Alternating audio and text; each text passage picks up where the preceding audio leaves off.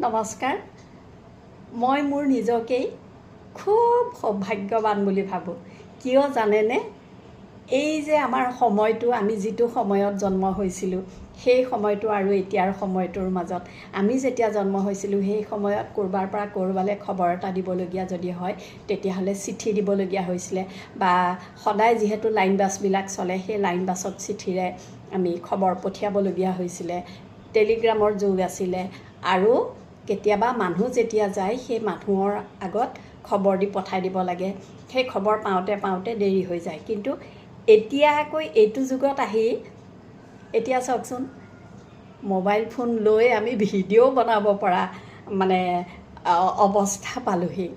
য'ত আমি কাগজে কলমে লিখিছিলোঁ, এতিয়া আমি ভিডিঅ' বনাই আপোনালোকৰ আগত এনেধৰণে কথা ক'ব পৰা হৈছোঁ। আৰু কাৰোবাক যদি খবৰ দিবলগীয়া হয়, এতিয়া একদম চিন্তাই কৰিব নালাগে। চিধা মোবাইলটোত ছুইচ এটা টিপিব লাগে আৰু হেল্ল' কোৱাৰ লগে লগে খবৰ একদম জেগাত পাই যায়। আৰু ক'ৰবাত যাবলগীয়া হ'লে, উৰাজাহাজৰ কথা আছে, আগতে গাড়ী এখন যেতিয়া চলে নহয়, তেতিয়া সেই গাড়ীখনে হৰ্ণটো যেতিয়া মাৰি দিয়ে, ইমান ভয় খাই যাওঁ। ৰাস্তাৰ পৰা ছাইড দিবলৈ হ'লে একেবাৰে গৈ ৰাস্তাৰ কাষত নামি দিছিলোঁগৈ। আৰু এতিয়া সেই গাড়ী উৰা মটৰ বুলি আমি কৈছিলোঁ।